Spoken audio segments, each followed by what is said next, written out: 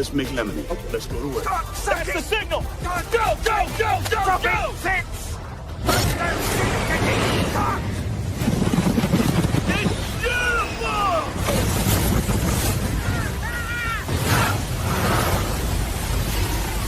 Mother Nature just pissed her pants, dude! Wake up and hit the ground running. It's The Rush, presented by Willis Auto, with Travis Justice and Ross Peterson bringing you raw, unfiltered, and unapologetic talk about sports, life, and everything else that matters. No filter, no fluff, just The Rush. Happy Cinco de Mayo, and welcome to the Rush Radio Show, powered by Willis Automotive and Willis Lexus. Excitement is building for the all-new 2026 Lexus ES redesign. Hybrids continue to be extremely popular, and Lexus is offering strong finance incentives. Now is a great time to buy. Start your buying journey at willisauto.com. If you're listening on the audio stream at therushradio.com, the Rush Radio Android app, or the TuneIn app, thank you so much. The YouTube community is lively already this morning. Hit that subscribe button. Go ahead and give this video a like. Leave your comments in the comments section. Phone lines are always open at the Rush Radio Show at 515-517-2303. And you can follow us on social media. Ross, are you celebrating Cinco de Mayo today? Michael fishing for a little bit. Michael fishing? Yeah. That's a way to celebrate Cinco de Mayo. Have a margarita afterwards? Dad's best friend called me yesterday and sent me a photo and then said, call me. And the photo was a pile of crappie. And I'm like, John, he said, let's get after it tomorrow. You know where I'll be. So you can, you know what? Here's how you turn that into a Cinco de Mayo celebration. You have fish tacos afterwards. You go get those crappie, you skin them, you put, you cook them, and then you put them between a little tortilla shell, and you have yourself a Cinco de Mayo fish taco. Cinco de Mayo is commonly mistaken as Mexico's 4th of July because it's, a day in a month. But it is a celebration of a victory of a war, right? It is the victory over the Second French Empire or something like that. Yeah. It is. And here's something I went down a little rabbit hole this morning too. You're going to be shocked to hear this. Cinco de Mayo, more popular in the United States than it is Mexico.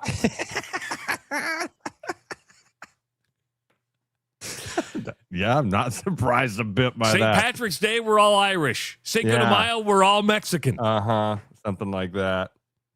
Yeah. But here's what you can do, and it's on a Tuesday, so it's Cinco de Mayo on Taco Tuesday on the 20th anniversary of El Bait Shop. Now, we had Bruno on last week. Yeah, so that's true. That's what you do today. Nothing says Mexican and Cinco de Mayo more than El Bait Shop, but get to El Bait Shop today. That's support local businesses. Yeah. Name another American business with a Hispanic name. Spanish name, El Bait Shop. Hell yeah. I mean, there's one word. Yeah, good way to celebrate Taco Tuesday. You sharpening up your resume for that J.P. Morgan internship?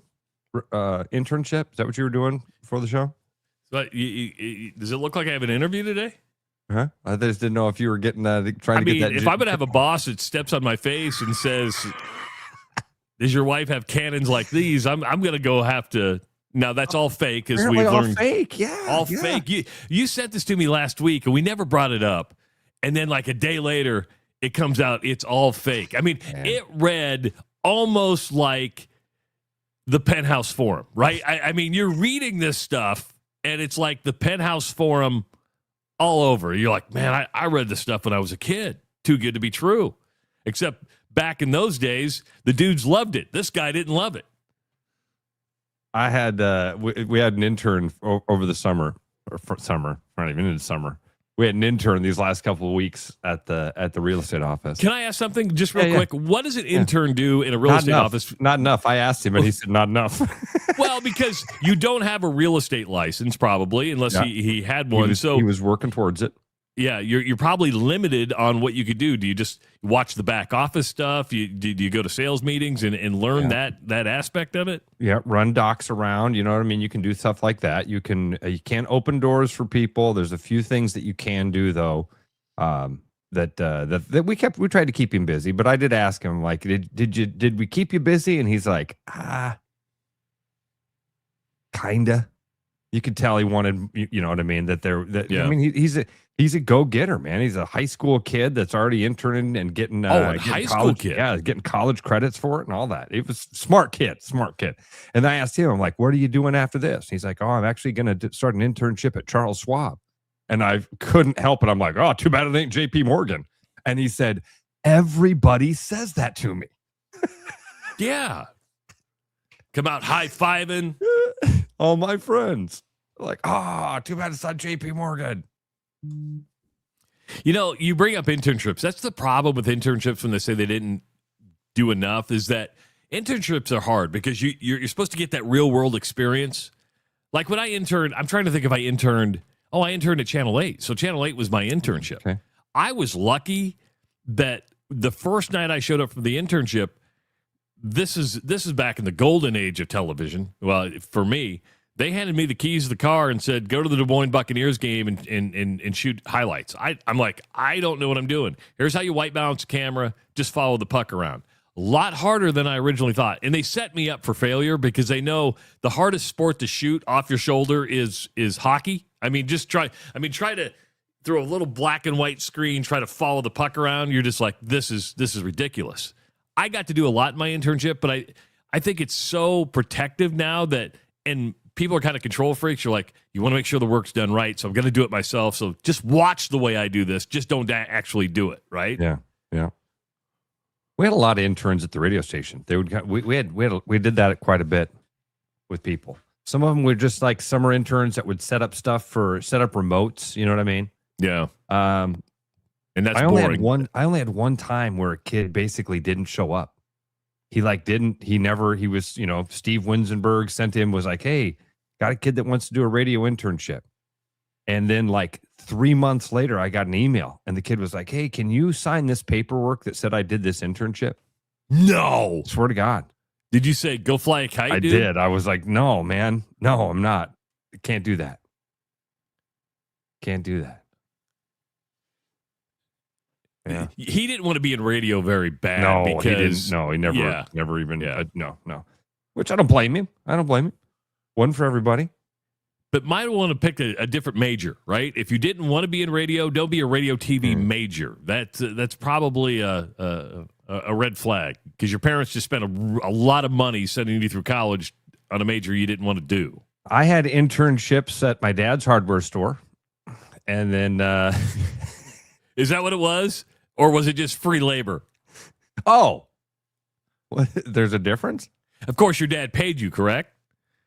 Yeah. When I worked at the hardware store, my dad did. I mean, we made like $1 an hour. You know what I mean? This was the late 80s, and we literally we helped out at the store, but I was in the way more than anything. No, not you. Dude, you knew where you were in the way when they made you go do inventory of the bolts. See, that's kind of like me in my own house. I'm in the way of my wife, and I'm in the way of my son. Yeah. I come home last night. Owen's downstairs doing some drywall work. And Anton's like, you can go down and see him? No, I'm staying out of his way. He doesn't want me down there. I'm just going to go down there and go, nice. Need any help? He'll look at me and go, no. Just go back upstairs, play Best Fiends. I'll come up and say hi when I'm done. So he comes upstairs. Anjanette and I are on our phones doing, and Anjanette's just like, put your phone down. Here he comes. I'm like, he knows we're on our phone, sweetheart. It's that simple. You so like my first, we were leaving Hy-Vee last night, and Audrey's like, Dad, I think that working at Hy-Vee, we're pretty close to the Hy-Vee. She's like, I think working at Hy-Vee would be a good first job. And I said, Audrey, that was my first job. My first job where I wasn't working for my dad was I had, again, I'm learning stuff about, I had no idea you've had more jobs than anybody I know. I really haven't had that many. I don't feel like. Hy-Vee, I just learned about. I've been with you 16 years, and I just learned you worked at Hy-Vee. I know you worked at a strip club. You didn't know I worked at the Lone Star Steakhouse. Yeah. Yeah, right. Okay. Had no idea about this stuff. I can tell you my jobs.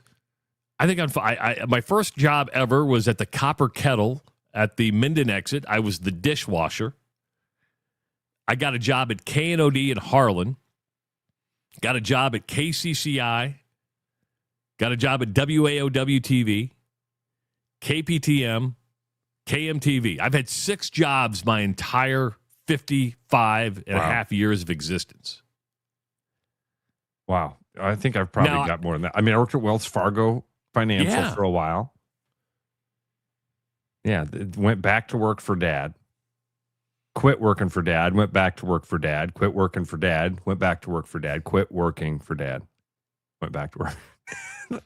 Repeated that cycle. At what point was it finally like, Dad, this ain't going to work? It became pretty obvious to both of us at one point. Like, hey, we should just do something else.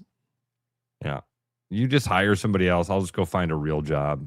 Not that swinging the hammer and pulling the concrete screed wasn't real work. It just, I was going to hit my brother in the head with a shovel. It was bad. It was bad. It was a good thing I got out of there.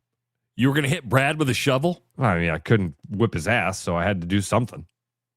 Brad, I got a weapon here, okay, and I'm going to use the weapon. I was telling Bill Blank this story last night. Tyson was with me a couple weeks ago, and we were reminiscing about all sorts of crazy stories.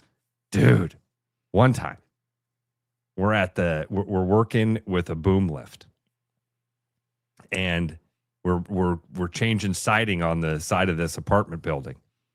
And we go to move the boom lift we're going to drive it out and put it in a different stall. We're just going to swing the thing and extend the boom lift. And we swung it and we hit a car. There was a car parked next to the boom lift. And you know how the boom lift works. The 4 tires are solid. It's the top that pivots on, there's a mechanism that pivots on top of it. And it pivoted and crushed the top of a car like a potato chip. Damn. Did you ever have, and I've told this before, it was several years ago on the old station. Did you ever have a part-time job that you applied for but did not get and you were so disappointed? As you think about it, I will tell you mine. It was the summer of 1991. I was working part-time at KCCI. I needed another part-time job to supplement, some of that income.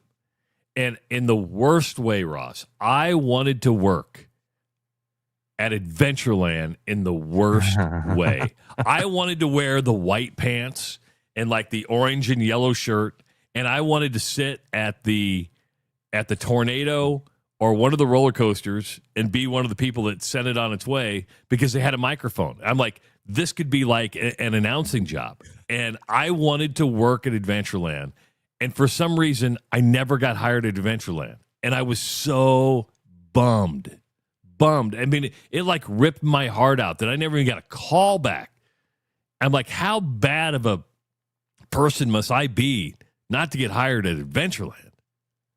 Man, there's got to be a job that I wanted that I did. There has to be something like that. I can't think of it. I had a lot of friends that worked at Adventureland. That was a really popular thing for most of my buddies that went to Southeast Polk. It seemed like, for some reason, they must have been. They knew somebody. They knew a guy. They knew a guy. Looking back on it, they must have, because a lot of those guys worked there during the summer. This was before the water park too. No, I never we had a water park in Pleasant Hill. It was called Smith's Super Shoot. Yeah, Smith's Super Shoot was awesome. And then it just changed. Like 2 slides? Yeah, it started as 2 slides, and then they put a wave pool in, and they had a little tube run and all that. And then it was called Whitewater University. Oh, yeah. KGGO made that pretty popular, right? I didn't know. I wouldn't have said that, but okay. I mean, they broadcast there. You're saying this stuff. Yeah, well, because when I first moved to Des Moines, it was 89, 90, and I just remember Jack Emerson live from Whitewater University. So I just remember Whitewater University being out there all the time. Jack was the man. Wasn't there a water slide on Highway 141? So you're going past Urbandale up to Madrid, Perry.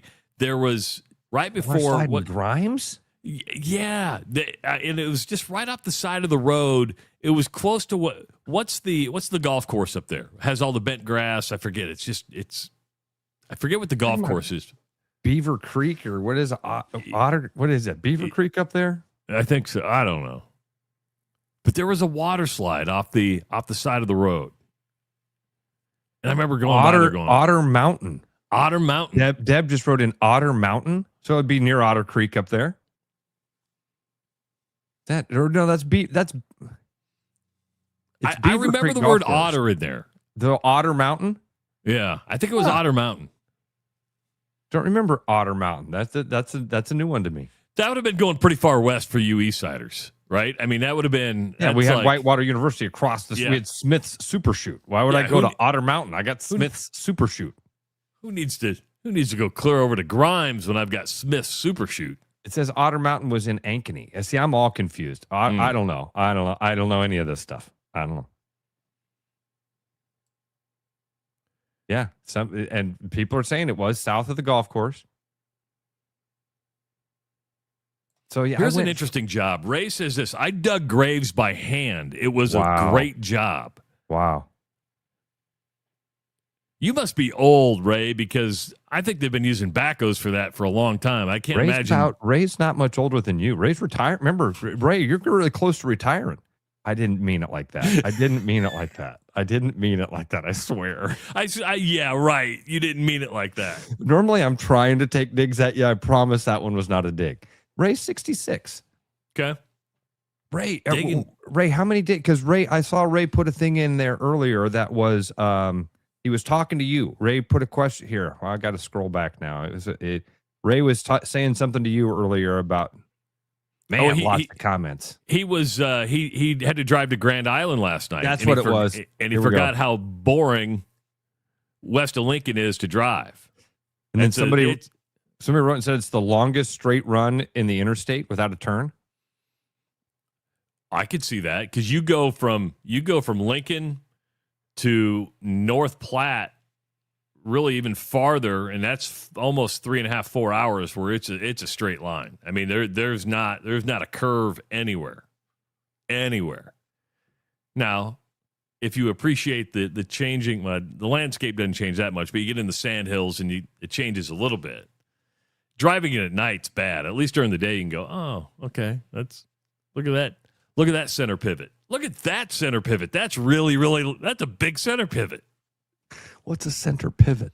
So think irrigation system. So it's an irrigation system and it sits on a center pivot. Okay. Yeah. Got the wheels underneath it. I know what you're talking. Getting the farmer talk down. I'm like, yeah. I didn't know that was called a center pivot. Yeah. There you go. You learned something today. I did. Every day you make me learning me. You mentioned you talked to Bill Blank last night. You did Bill Blank's podcast last night? Yeah, Billy and Willie's workshop. I was Willie last night. You were Willie? Were you funny? Were you funny like Willie? I was hilarious. See, you're always hilarious. No, it's fun. It's fun. It's Chris Shipley kind of produces the show. He was in California. He's out there at an AI tech convention, something like that. Learning how AI can improve his business or something. I don't know. I wasn't paying attention. I was paying attention. He actually told us that one of the guys that one of their presenters, like keynote speakers at an AI convention, was his speech was about human interaction, the importance of human interaction. It's like, I think they kind of missed the mark here with the kind of an oxymoron here, isn't it? Guys, the future of AI is human interaction. Yeah. I thought we're taking humans out of the process here, folks. Bill and I were joking last night, though, because you know what he wants, the vision of Billy and Willie's workshop was that they were going to bring in local comedians and like help them workshop their bits, which I thought was a great idea. They're going to start doing that. They're going to start doing live shows where a guy gets up and tells jokes, and then Billy and Willie go, "Oh man, that was really good. What if you worked this angle of that? What if maybe you could expand that bit into this stuff?" And anyway, Billy and I got to share last night some old memories about those days when Billy very first started going up on stage. I was there the first time Bill went on stage, because I used to go to open mic nights with my buddies, We had friends that were comedians like Bill, Josh Alton, whole bunch of guys that I was buddies with that tried to get up on stage and do comedy. Some of them had a pretty good career in it. And man, it was fun. It was just an absolute blast. And then Ray was talking about, Ray was watching last night, and he was talking about there's a place that's doing that now, like underground comedy type of thing. You know what I mean? Not necessarily open mics, but young comedians trying to get their feet wet, trying to figure it out. That's fun. You're going to see some bad. And sometimes the bad is because Mary's been going to kind of this underground place in New Orleans. And she goes, Dad, I go for the bombs because she goes, I find the bombs Mary. a lot funnier than the funny stuff. Because it's how you deal with the bombs, right? And stand-up comedy really is the most vulnerable you can be on stage. Yeah. What I mean is, you're up there by yourself. If I bomb this morning, you're there to pick me up. If you bomb, I'm there to pick you up. Or at least I think I am. Seeing an event, you can't bomb that. No, usually there's a script there for you to read. So you just read the script. You may stutter through it, but you can just get through it. If you make a mistake, there's a next step. And so you just move on to the next step. You don't have to sit there and dig yourself out of the hole you just fell into. Saw some amazing stuff doing that. Saw some really bad. And you probably remember the bad just as much as you remember the good. We used to have a lady in town that was a ventriloquist. I don't like ventriloquists. I'm not a Jeff Dunham fan. God. It's so dumb.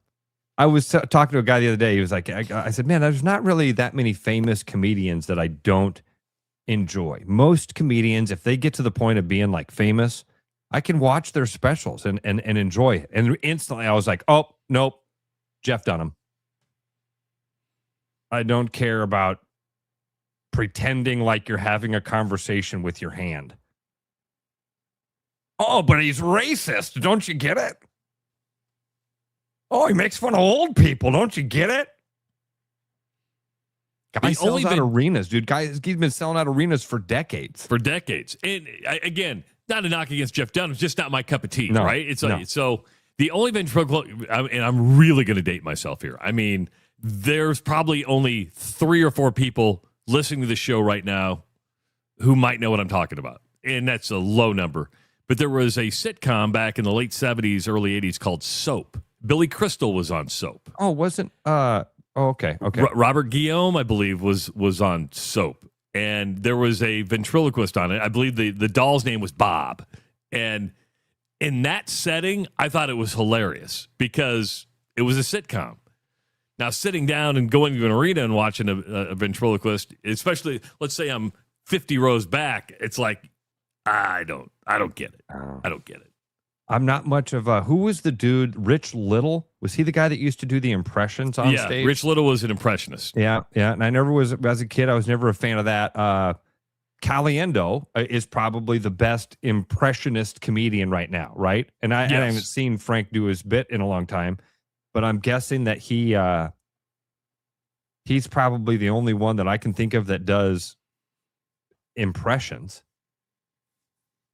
Jay Farrow, guy that was on SNL for a long time. He can do great impressions, but that's never really my thing anyway. 515-517-2303 is the number to call. When we come back, we're going to be talking Chicago Cubs because they are on a roll. And guess what, folks? It wouldn't be a Rush Radio show if we didn't talk college sports and money. So we'll bring up money again today. And don't forget, we'll be giving away our Fiscus Jewelers pearl earrings. Probably around 7:30. Did you pick the winner? No. I gave you my finals. What? We'll read those two again, and I've got one more. I've got one more to read yet. So, somebody trying to sneak in past the line? Yeah. Well, no, I said we'd give them up, so we would read them. They're not sneaking in past the line. The line would be 7:30. Breaking the law. Breaking the law. If you need a mortgage for your home, Gary Presnell is the man to call. He's a mortgage banker with Northwest Bank, financing residential homes the past 25 years. He offers VA, FHA, IFA first-time buyer loans, and conventional and new construction loans, and all approvals are done locally by Northwest Bank. Gary can get that loan pre-approved in 30 minutes, and it can happen after hours during the week and during the weekends. Give him a call because he's the number one mortgage banker in the state of Iowa the past 8 years. 515-975-6767. It is the Rush Radio Show, powered by Willis Automotive. The Rush Radio is now on the free TuneIn app, allowing you to enjoy the show on Apple products and Android Auto. Download the free TuneIn app and search The Rush Radio to take Travis and Ross wherever you go. With the Iowa Lottery's new Millionaire for Life game, you could win $1 million a year for life.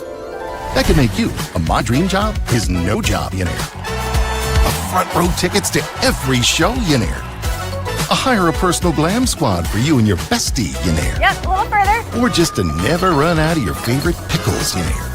With Millionaire for Life from the Iowa Lottery, And these. you can change your life for life.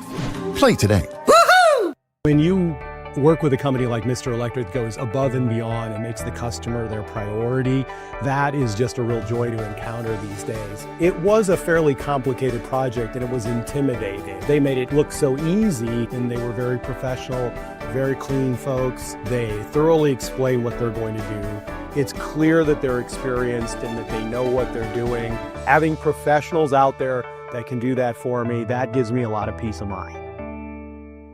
Keep your edge with Body Armor Sports Drink. Bold flavors, electrolytes, and hydration that goes the distance. Grab Body Armor before the grind, during the game, and after the win. Body Armor Sports Drink. Hydration that's real and better for you. Pick up Body Armor Sports Drink on your next grocery store run or convenience store trip. My name's Gary Presnell, and I'm a residential home mortgage banker for Northwest Bank in Des Moines Metro Market. I've been financing people's homes for over 25 years, and I'm an expert in financing VA loans, FHA loans, IFA loans, and new construction homes. This is my cat Norm. Norm knows basketball, but he doesn't know mortgage. And that's where I come in. There are a lot of Tom, Dick, and Norms out there doing loans. So don't just trust anyone with your home loan.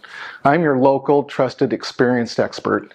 Please call me. I would love to help you. Call Gary at 515-975-6767 or find his profile at nw.bank. Member FDIC Equal Housing Lender.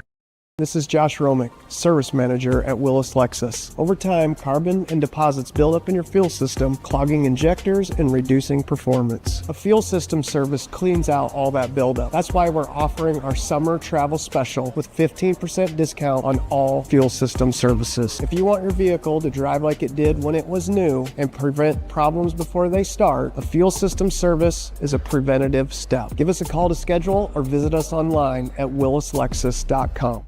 Every business has priorities, and Priority One Heating and Cooling is no different. As a service provider, we prioritize quality air conditioners and furnaces that will keep your home at your comfort level year-round.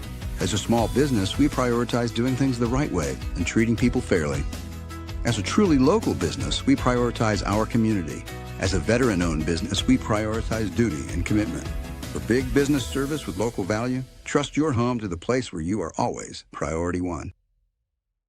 Hi, it's Noel. If you're thinking about popping the question, start with a jeweler you can trust. At Fiscus Jewelers, we offer the largest inventory in Ankeny, featuring stunning engagement rings and rare and forever natural diamonds, pre-screened with advanced technology. If you don't see exactly what you're looking for, we'll custom design it together, and our CAD drawings are always free. And when it's time to say I do, don't forget the guys. We offer the largest selection of men's wedding bands around. Fiscus Jewelers, your jeweler for life. Back to the Rush. Strong opinions, weak filters, and just enough sense to stay on the air. It's the Rush Radio Show, powered by Willis Automotive. Guys, if you're not feeling right, do not ignore it. Treat it, but treat it your way. Urology Center of Iowa has a dedicated men's health wellness center designed to restore your confidence and your comfort and put you back in control. Because at UCI, you will get personalized treatment based on you and nobody else. You deserve a clear plan. a private, tailored experience and judgment-free care. That's UCI. Schedule an appointment with UCI today at iowauro.com. Welcome back to the Rush Radio Show, powered by Willis Automotive. Nick's a new listener to the Rush, listening from Colorado this morning. Okay. Blaze them up, Nick. Speaking of internships, I did my internship back in the day with Sam Burnaby in the iCubs. That would have been a fun one. Wow. Sam would be a great guest on the show this summer. Sam has been on our show before, Nick, and we could reach out to him again in a little bit of a different role now with the iCubs. But I just saw him the other day when I was down there, sat and talked to Sam for a while. He'd come on with us. Do got a question for you, Nick. How'd you find the show? I mean, are you an Iowa guy that just popped up because you're watching on Facebook today? So I'm just curious on how you found the show. It's great to have new listeners, and do us a favor. Spread the word in Colorado. We'll take all the Colorado listeners we can find. Just curious how you found the show. I wonder what his internship was at the iCubs. Probably a promotions guy, right? I mean, it's usually in sales or promotions. That's when it comes to internships with, like, the Barnstormers or the Wild or the Cubs, I would say it usually falls into that sales gig or the promotions gig. So you're out there.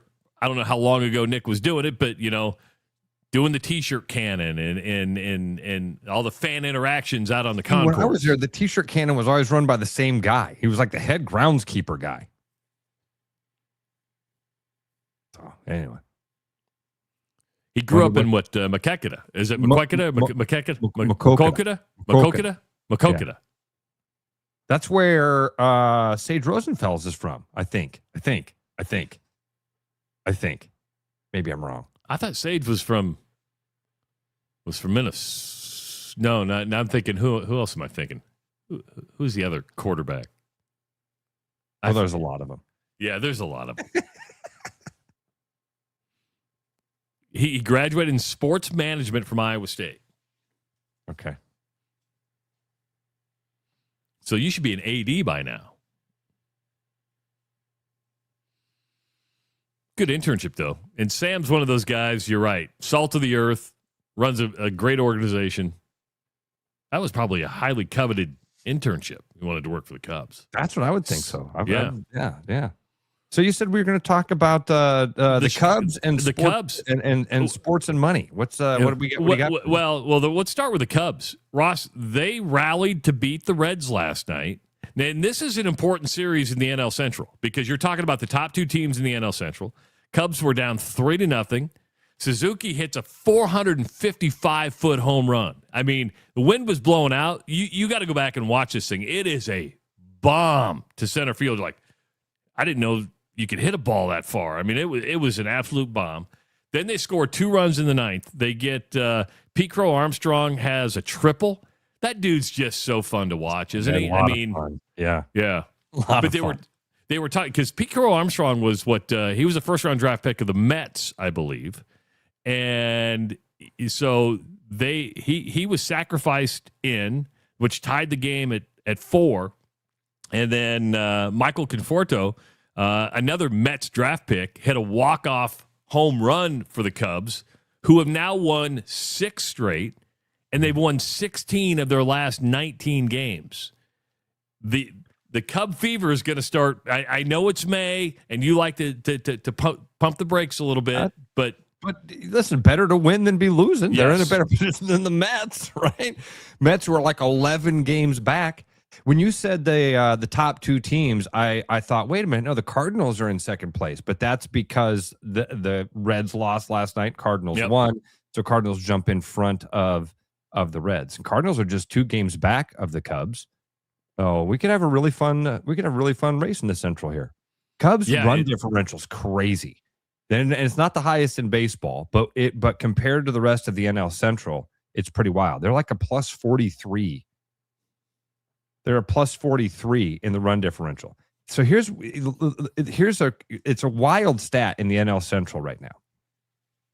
Because as we talked about last week, all 5 teams in the NL Central have a winning record. The Brewers are in last place and they're 18-16, 2 games above 500.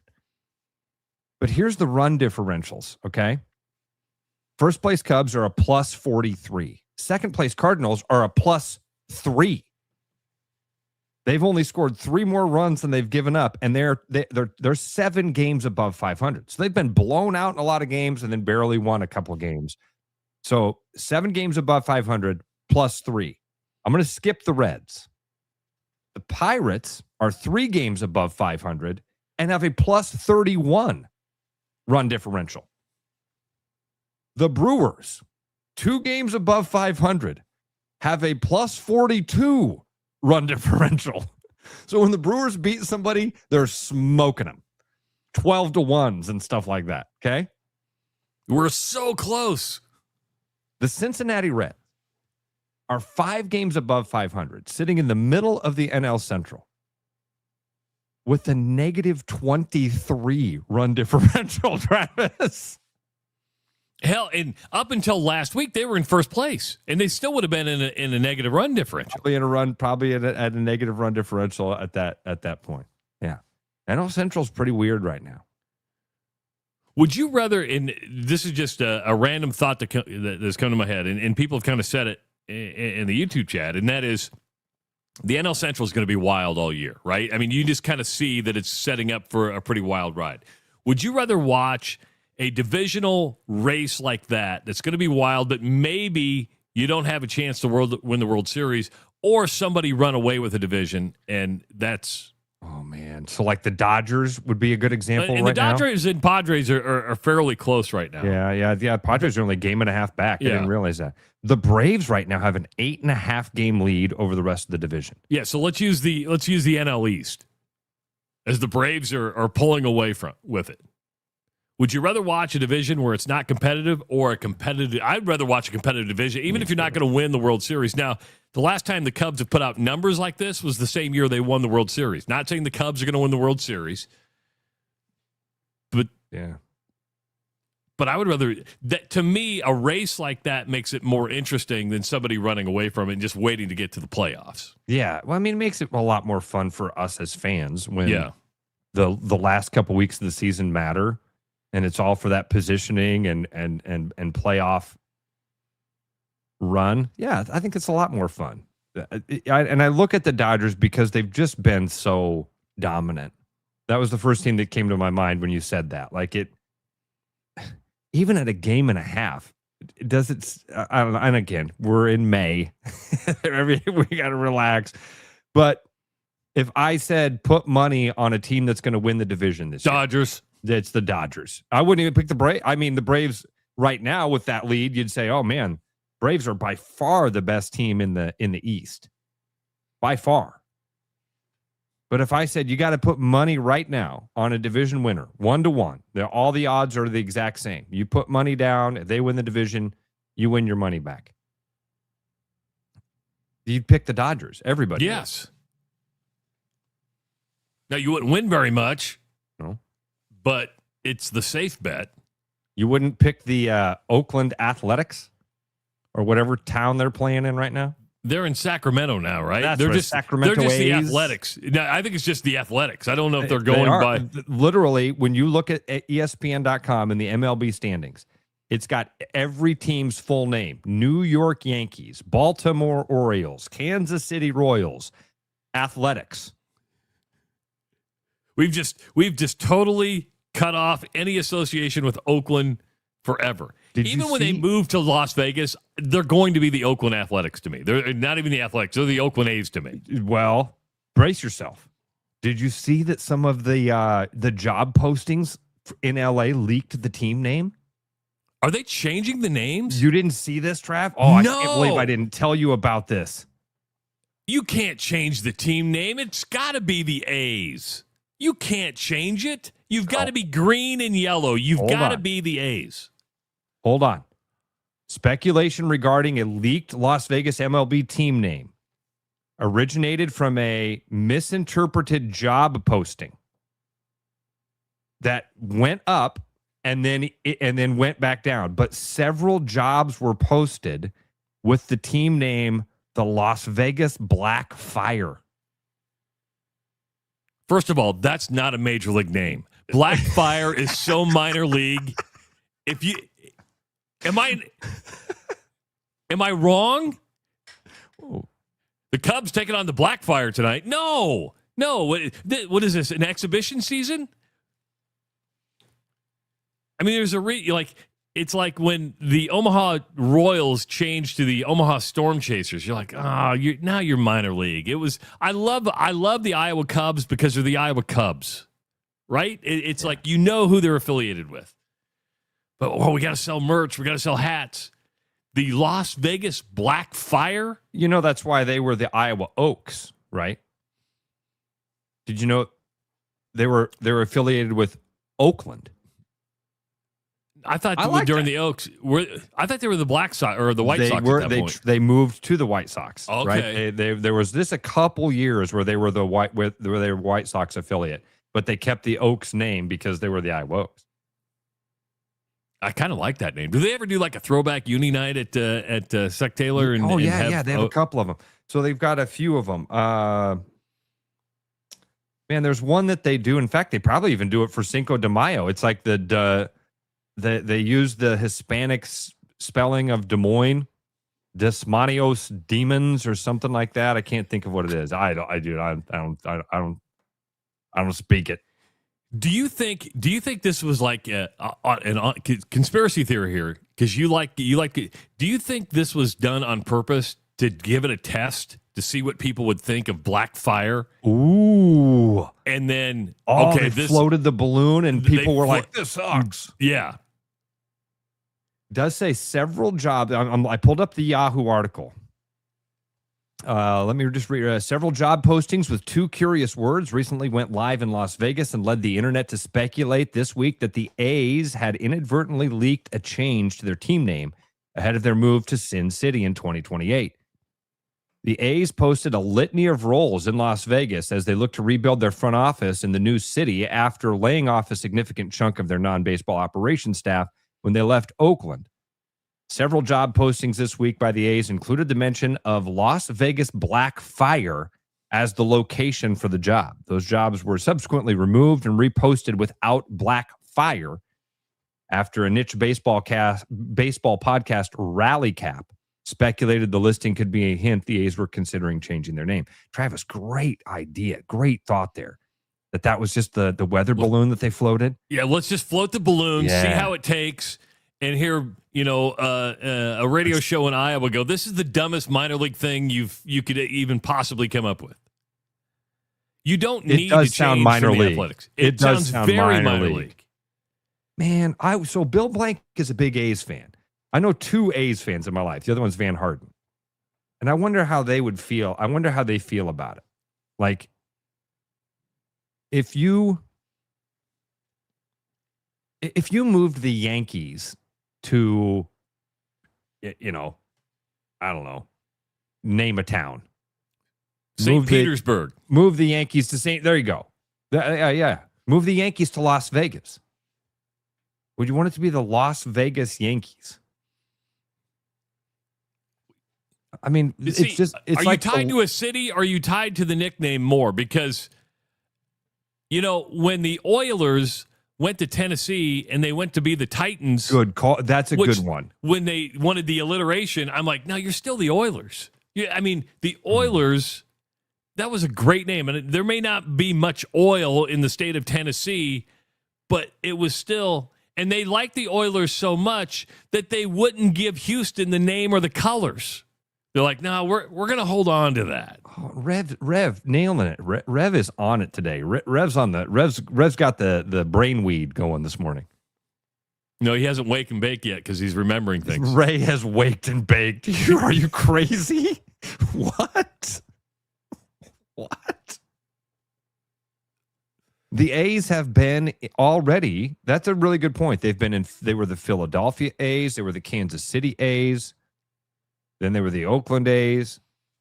So what we're talking about is how many, over a century of a nickname, you don't get rid of that. Yeah. You hold on to that nostalgia. For the what was it, Black Fire? Black Fire? That's so dumb. That sounds like you nailed it, dude. It sounds like sounds like they'd play the Barnstormers. Sounds like an arena football league team name. It sounds like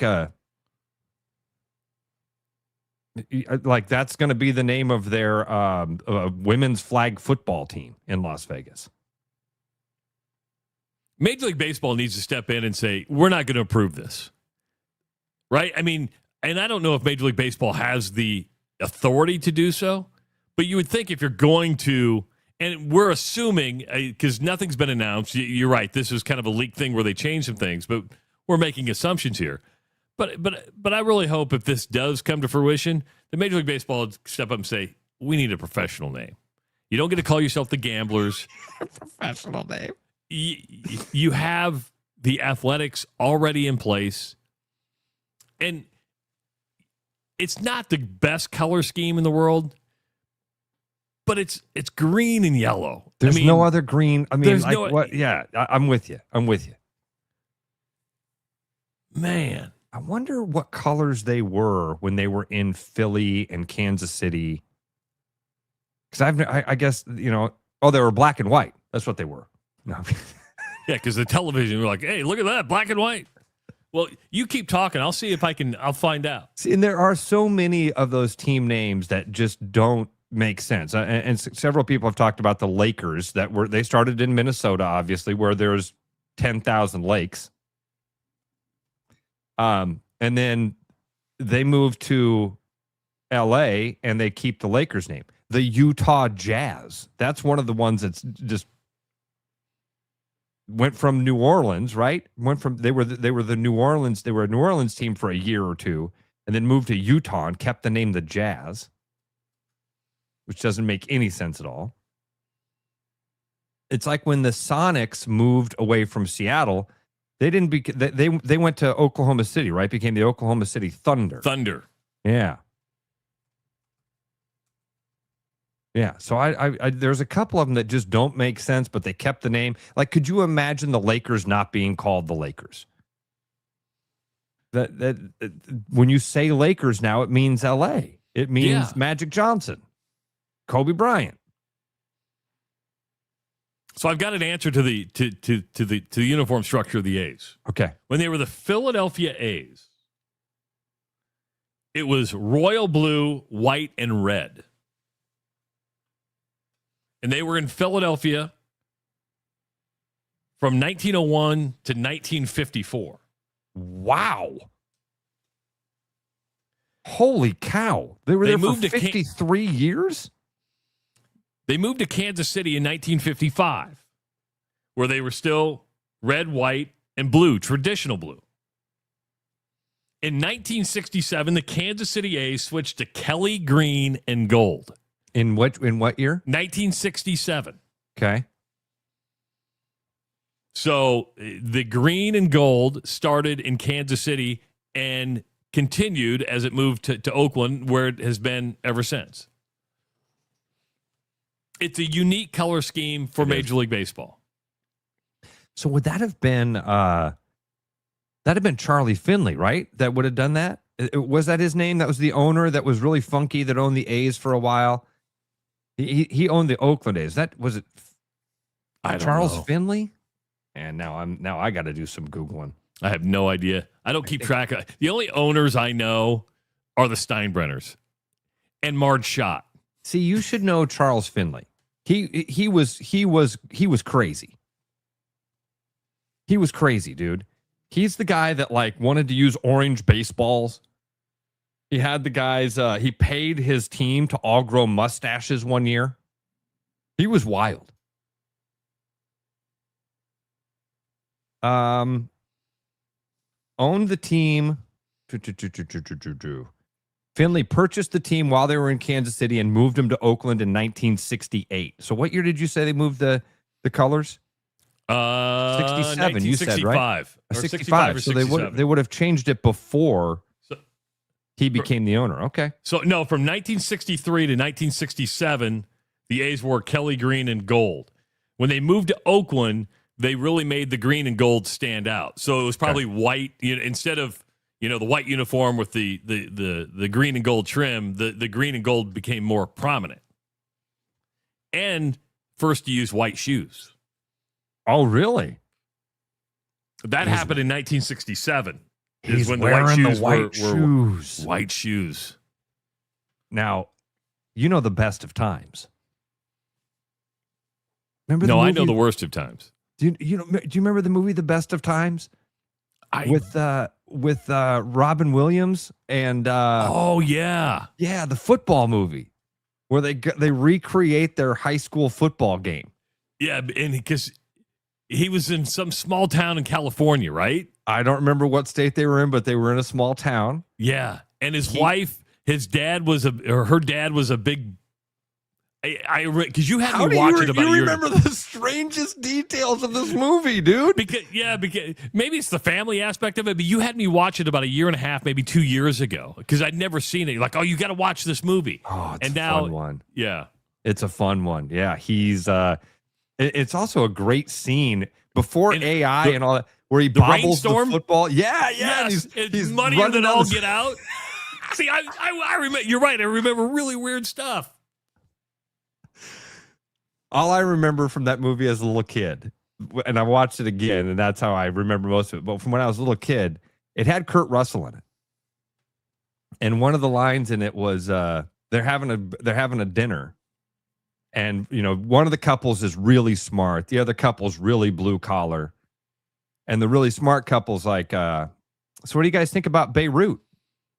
And Kurt Russell goes, "Beirut, he the best damn baseball player ever live." That's all I know. So whenever said, what about Beirut? I go, oh, I know about Beirut. But there's a lot of weird stuff in that movie. The fun one. At one point he comes out of halftime in the recreation of the game. He comes out of halftime wearing his white shoes. And the announcer's like, oh, he's wearing the white shoes. See, you remember weird stuff. I remember the wife dad situation, the rainstorm. You remember the white shoe line. Robin Williams cheating on his wife with his therapist or something like that. Am I remiss? There's another goofy. And he had a miserable life, right? Because he worked for his wife's husband. Dad. Yeah, that's right. Yeah, didn't he have like a shitty car that he kept taking to like his buddy that was the mechanic? Again, rabbit hole I never thought we'd go down. This is fun. Never thought we'd go down this rabbit hole. While we're talking about baseball, Ross, I can't remember if you were a fan or not, but John Sterling passed away yesterday. Yeah. John Sterling, the voice of the Yankees for 36 years. He was polarizing, right? If you were a Yankee fan, you probably loved him because he was your guy, much like Ken Harrelson from the White Sox, Harry Carey from the Cubs, the Cardinals, depend on even the White Sox, Vin Scully for the Dodgers. I mean, would you put him in that category? I mean, I just want to throw some numbers out at you. And what was cool last night, Ross, is, and I watched it on ESPN this morning, play-by-play announcers from all across Major League Baseball called home runs last night like John Sterling. Oh, did they really? I didn't hear that. That's kind of cool. To me, that's the ultimate sign of respect, is that you go, it is high, it is long, it is out. I mean, very, very basic stuff, but it was uniquely John Sterling. But how about this? 36 years as the Yankees play-by-play announcer from 1989 to 2024. Called 5 World Series in all 5,631 games. He did not miss one game from 1989 to 2019. Not one game. You know, we lost Euchre a while back. John Sterling passed away. Vin Scully passed away several years ago. In the day and age of new media, and where we see announcers get, they're not bad, but they're sterile, right? They're non-polarizing. Are we seeing the end of an era with icons like this? And I'm going to call Sterling, and I can't name another team's play-by-play guy. I was just going to say, name a play-by-play guy for a Major League Baseball team. Travis, I think it's that, dude. It's the economics of it all. A guy sticks around for a couple of years. A guy starts to get his feet. Look at Alex Cohen, the kid that we used to call the iCubs, and now he's working for the Marquee Network and calling the Cubs games. He's going to be making more money, and making more money and making more because he deserves it. Really good, really talented. Well, what happens? There's a slew of young dudes behind you who are ready to take that job and do it for less. You asked me, I was not a John Sterling fan. It kind of annoyed me. It was but the guy was an institution. I love it. Alan has it right, dude. Have you heard the call of him calling himself getting hit by a foul ball? That was a couple of years ago, right? Good. Yeah. It just hit me. I didn't think it was coming back this far. Oh, hello, Biscuit. But, he retired, I think it was in 2024. He did like the first couple weeks and then retired because his health was going downhill. But you sit there and go, there are very few voices you hear and go, oh, that's John Sterling. When you heard Vin Scully, you went, oh, that's Vin Scully. Today, you hear a voice and you're like, okay, probably the most recognizable voice in all of sports right now. And it's not Gus Johnson. I think it's Kevin Harlan. I'd agree. I think Kevin Harlan is about as close to a John Sterling and just the unique way he calls a game. Because when Kevin Harlan's on a game, and it could be the worst game around, I'm going to watch it just to see what Kevin Harlan has to say. Because it's unique. I'd agree. I would completely agree with you. He's the most recognizable voice. Yeah.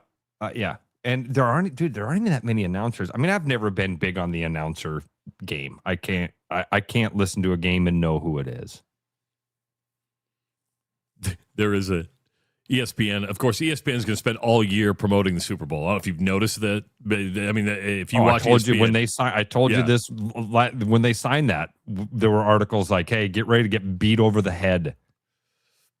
But they do have a good commercial running right now where they're in a draft room, and Roger Goodell comes up and says, "With the first pick for the 2026 or 7 Super Bowl, ESPN's on the clock," and they choose ESPN, and the whole room goes crazy. They've got all the announcers in there, and Goodell's going around shaking people's hands, goes up to Joe Buck and says, "Congratulations on your first Super Bowl." And Buck just goes, because, he's called several for Fox, so he's like, he doesn't even know who I am. I thought it was kind of funny. I think that, the thing that happens oftentimes with announcers is that we hear our favorite team's announcer as being amazing. Yeah. You think because he's calling your team's games that the guy's fantastic. Dude, I used to love Pat Hughes. When Pat Hughes and Ron Santo were together and you could turn on a Cubs game and listen, it was entertainment. It was entertainment from the minute they started the broadcast. It was Chicago Cubs baseball is on the air. It was awesome. But I think that we become kind of ear blind to it. I think that's called deaf. Ear blind. I've never heard deafness called ear blind before. I think you become kind of, you hear it as your team getting broadcast. You don't hear the announcer anymore. For John Sterling, I was never a real fan of it. And I didn't listen to a lot of, you know what I mean? I only got John Sterling by watching ESPN for the most part. Yeah, because they'd play the highlights, right? Right. And you'd be like, it wasn't like you were tuning in WFAN radio to listen to the Yankees. Berger nails it here. The best example of what I'm talking about is Harry Carey. How many of us grew up loving Harry Carey? I did. Man, Harry Carey and Steve Stone together. And Arnie Harris, because Arnie would show the boobs. How do you like these cans? Cannons. Look at the cannons. It was funny. I was digressing. I was like following something on social media when it came to the JP Morgan thing. And a woman got in there. Who calls breast cannons? All guys? Not all breasts get called cannons. No, they don't. You need to hang out with more dudes. But And when I did Kluver's podcast, we were talking about that. I said, hey. Talking about cannons or talking about? No, the entertainment factor is that I know there are thousands of more people who know more sports than I do. The intricacies, the X's and O's.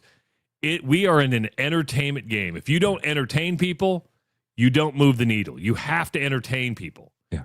And that's why even, I think we're an entertainment show. We're not a sports show because you just never know where we're going to go. Totally. I think that the best example of that I've ever had in my life was Harry Carey. If you were to really listen to Harry Carey, he was not a good broadcaster. He wasn't telling you the game. He wasn't, hell, he'd be pitches behind.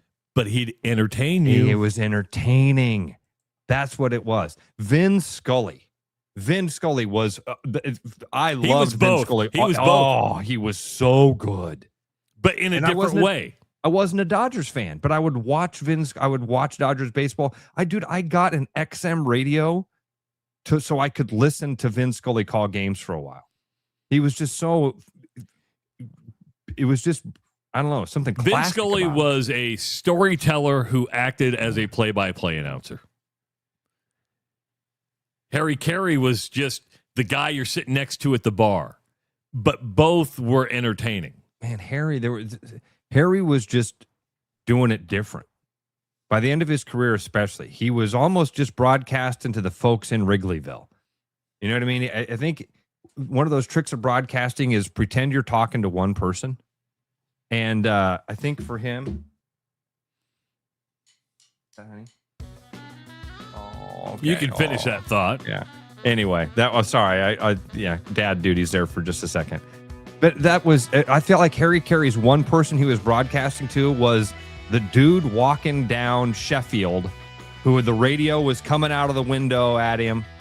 Harry's talking to me. Yeah, exactly. You felt that way. Hey, folks, the Iowa Lottery wants to send you to the Principal Charity Classic with a VIP experience.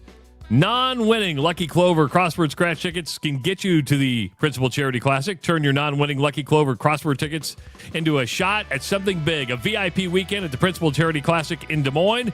We're talking skyboxes, 1922 club access, and even a chance to meet a PGA Tour Champions Pro and much more. Iowa Lottery VIP club members can grab non-winning Lucky Clover crossword scratch tickets now and enter them before 9 a.m. on May 19th for your chance to win this exclusive VIP golf experience. And if you're not a VIP club member, it is absolutely free to join. Sign up at ialottery.com. It is the Rush Radio Show powered by Willis Automotive. The Rush Radio is now on the free TuneIn app, allowing you to enjoy the show on Apple products and Android Auto. Download the free TuneIn app and search The Rush Radio to take Travis and Ross wherever you go. With the Iowa Lottery's new Millionaire for Life game, you could win $1 million a year for life.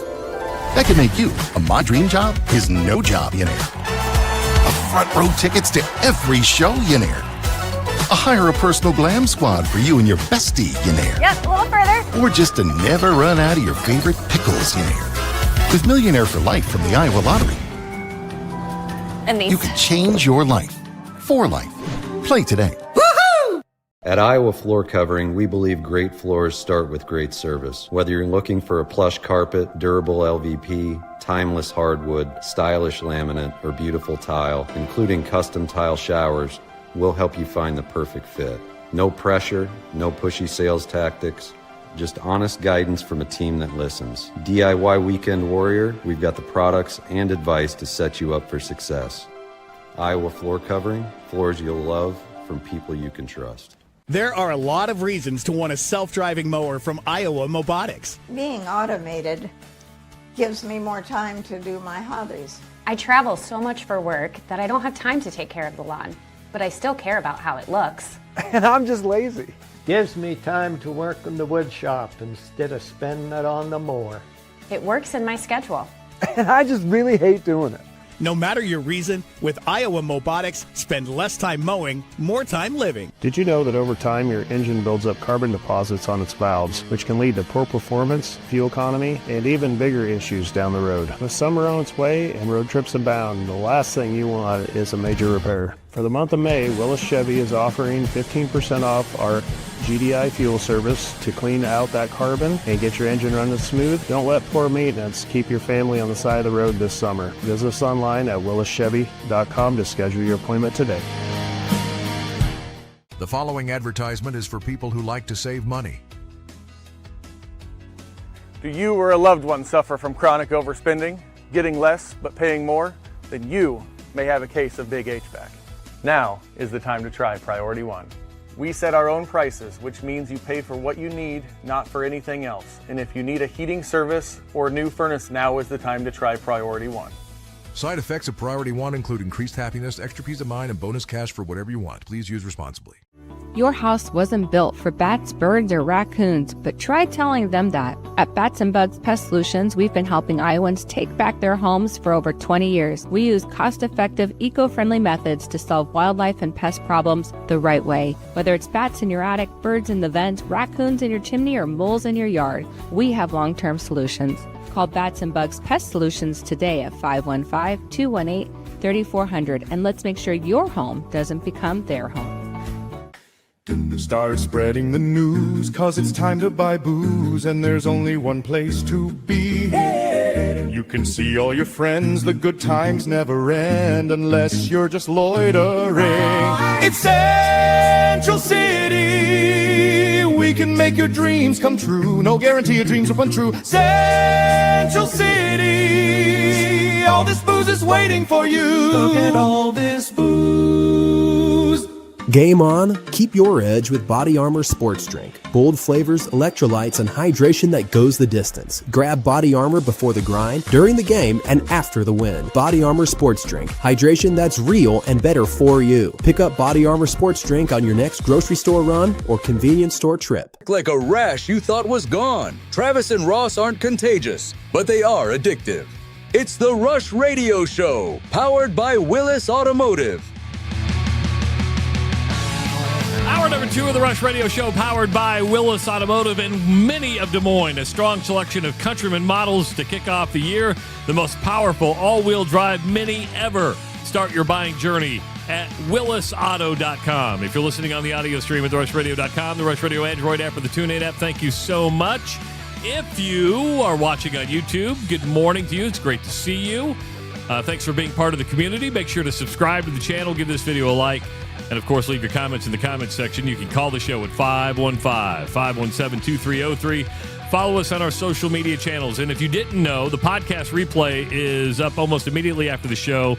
You can find us wherever you listen to your audio podcast. I'm Travis Justice. He is Ross Peterson. That was a fun first hour. I'm like, what are we going to talk about today? Well, I had some. I felt like you had a lot of stuff on the rundown. I did, including... We touched on a lot of it? Cubs? Yeah, we got Cubs in. We got John Sterling in. And the YouTube thumbnail today just happened to be the Tennessee Volunteers and its basketball program, because I wanted to bring this up. And this is why transparency going forward is going to have to be critical to build trust or understand what goes on, because there's mixed messages. I saw John Sears from WHO had a sit-down interview with Ben McCullum the other day, and McCullum was talking about the transfer portal. He's like, I don't care what the rules are, just give me some rules, because we don't know where the money's coming from. We don't know where all this stuff. Well, yesterday, Tennessee got a commitment from Juke Harris. Juke Harris had been playing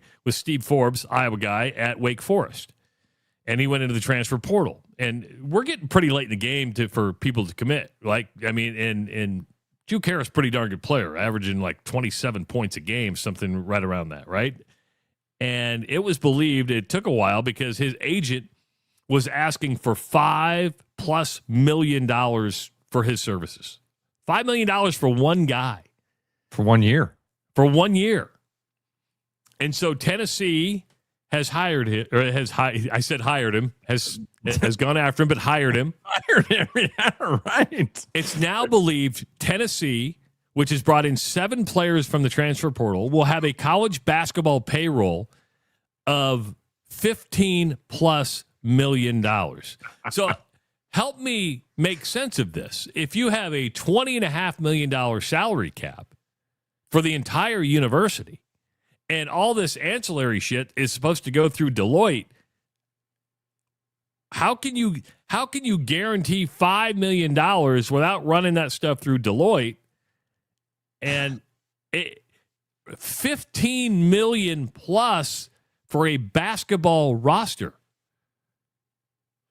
This is not sustainable. This is now, is this live or is it Memorex? Because we talk about this almost daily. And a good portion of the audience has no idea what I just referenced there. That's a great line, Travis. That's a great line. Is it live or is it Memorex? It does feel like this, doesn't it? I mean, and it's the same talking points over and over of like, oh my gosh, how is this even sustainable? How is this fair? It's the Wild West. I thought that these universities were broke. I thought, because they're all standing around with their hand out going, we need more, we need more, we need more. Do you think, Ross, because there's no transparency, we don't know what's going on. We know the universities who opted into the House settlement, especially at the Power 4 level, can spend $20.5 million. But obviously it's more. Yeah. You probably have, I mean, obviously it's a lot more. Yeah. Do you think the number is lower than what you think or higher than what we think? For what are you talking about? For like all over, overall? for football? It's way higher than way more. Has been for a while, Travis. Has been for a couple of years. Since the minute these guys were starting to get paid, we had people both telling us that were in the know, Kim Mulkey style, were telling us behind the scenes, guys, it's way more money than that. It's way more. Now, some of it, I think, some of the few stories got exaggerated. Who was the guard that left Iowa State and went to Texas? I can't even remember his name now. It doesn't matter. Doesn't matter. But I remember at that time, there were rumors of like, oh my God, he was offered $9 million or whatever it was. And then we found out behind the scenes, like, no, he was offered like $500,000, but he really just wanted to leave. So Tyrese Hunter, thank you guys. That's who it was. Some of it gets over exaggerated, but most of it is undersold to us. Berger says, again, how is there no transparency in public institutions? Well, hold on for a second. And I'm not saying there has to be transparency when it comes to outside university money. Meaning, we know the university has $20.5 million. I think the university should display where that money is being dispersed. I'm going to go back in time. Ross, in your mind, in today's transfer portal, NIL world, what is the most effective, best run NIL deals you've ever seen? Because you're going to have to fill in the blank. What is it? I think it is Caitlin Clark. Meaning, was she getting some money from the University of Iowa? Yes. But most of her other money came from, it was the sponsor, Hy-Vee. It was State Farm. It was those deals where you actually saw, hey, she's making money from this because you see her as a spokesperson. That is the way it's supposed to be run. Are we going to see any of these people doing national commercials? Probably not. Okay. I agree with everything you just said there. But I'm okay with the pay for play. I'm okay with it. I sent you this thing the other day about Matt Rule's contract. Matt Rule's contract buyout is insane. Insane. If they fire him, if they want to fire him, they have to pay him $63 million.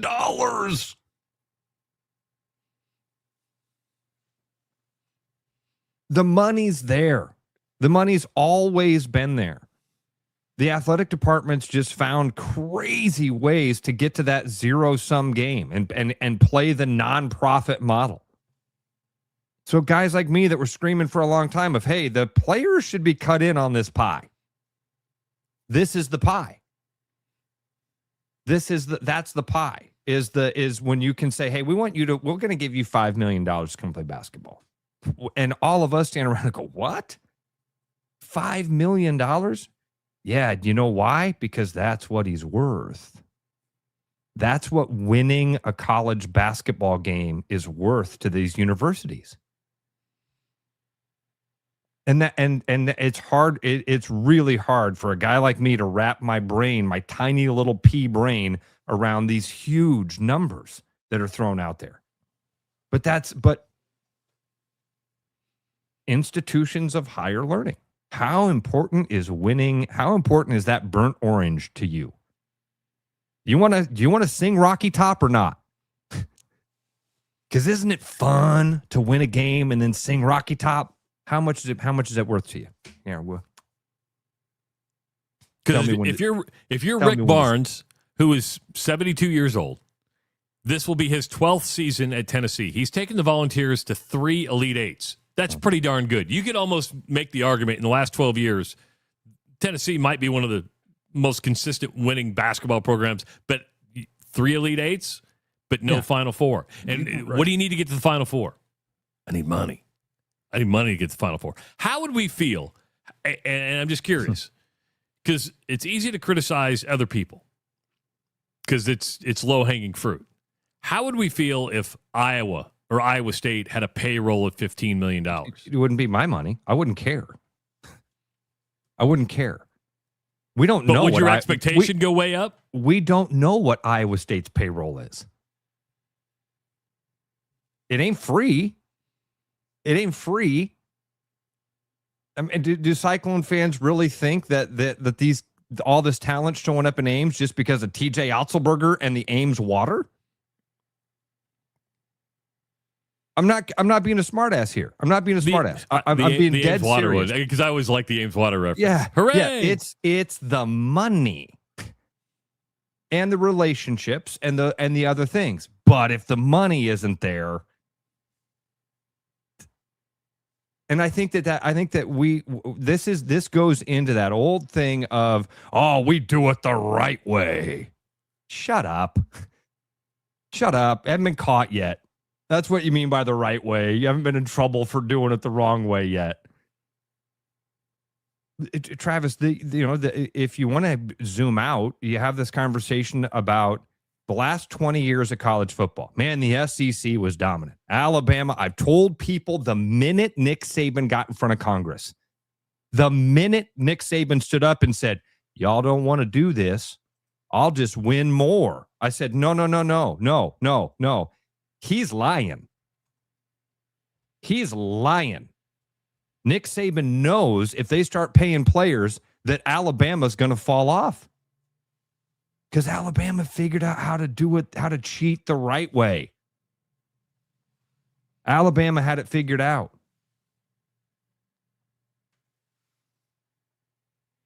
So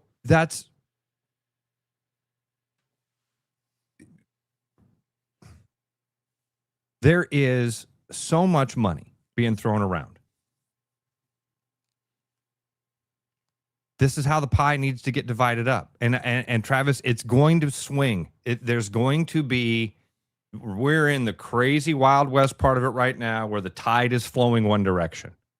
It's going to crest and come back the other way. We're going to see a high water mark at some point. I don't know when that is, and I don't know what it looks like. I don't know if it gets to the point where players are making more money than the coach. What's Rick Barnes' salary? It's probably in that 5 or 6 range. We're getting damn close to that, aren't we? Yeah. Sure as hell making more than the athletic director. Oh my gosh, I didn't think about that. Yeah, the $5 million for 1 year is a lot more than the athletic director's making. That's a good point.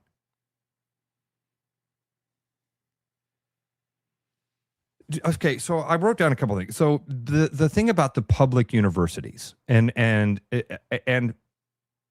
how it's so weird. We want to know, and there is that argument of like, wait a minute, it's a public university. All the other stuff at the public university is public knowledge. How come we don't find out about this? Well, because technically it's not really public money and we're not we're taking private donations and we're shifting them, and the shell game starts, and they start doing this thing to you, right? The 3-card Monty. Where's the ball at? Where's the ball at? It's under that nut. It's under that nut right there. Right. So should the private institutions be held to a different standard or the same standard? If you're under the NCAA, should it be an NCAA rule? How much control do we give to the NCAA? I think of Jamie Pollard a year ago or so being on with us and saying the problem is we were set up the wrong way. We're and he in the brought wrong it up last system. week when he was on when he talked about antitrust. He goes, "We can't do anything until we have some protection. We can't." And that's what Ben McCollum told John Sears. I don't care what the rules are. Just tell me what the rules are so I can follow by them. Here's the thing. Right now, the rules are get the talent. There are no rules. If you have the money, go get the talent. Call the If you guy. don't have the money, that's all you got. Call the guy, pay the guy, and then sacrifice the wins later. Just happened with Hawkeye football. Break the rule, get the guy, and then later on you go, hey, sorry guys, I broke the rules. Yeah, but there are no rules. Tamper with the guy, pay the guy.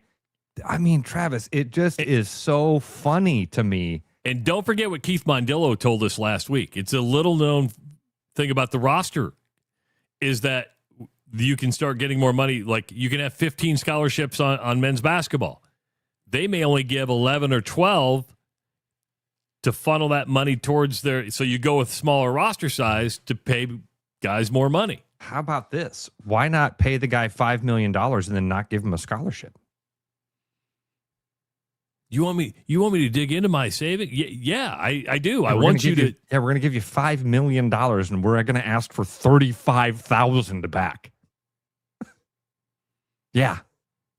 Why not do that?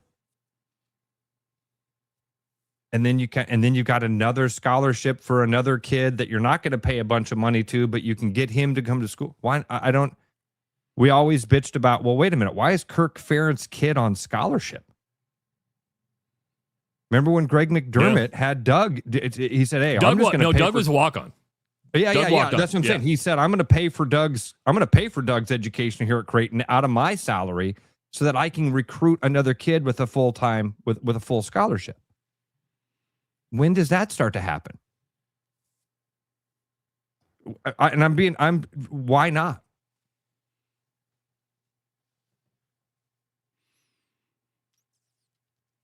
A lot of people talking about this in the chat, and I'm going to pivot here, but stay on. Okay. And I haven't seen an official announcement, but there was something on Twitter, and maybe Chris Conley, if you're listening this morning, Chris, can confirm this. But it looks like a November 15th game at Casey Center between Iowa State and Creighton. Iowa State and Creighton? Yeah. Nice.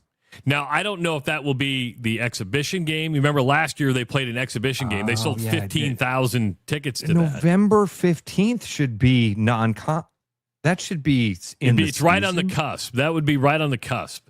And again, no confirmation. I'm just reading from what the chat is saying. Are you saying because Iowa or Iowa State? Oh, it's Iowa. I thought it was Iowa State.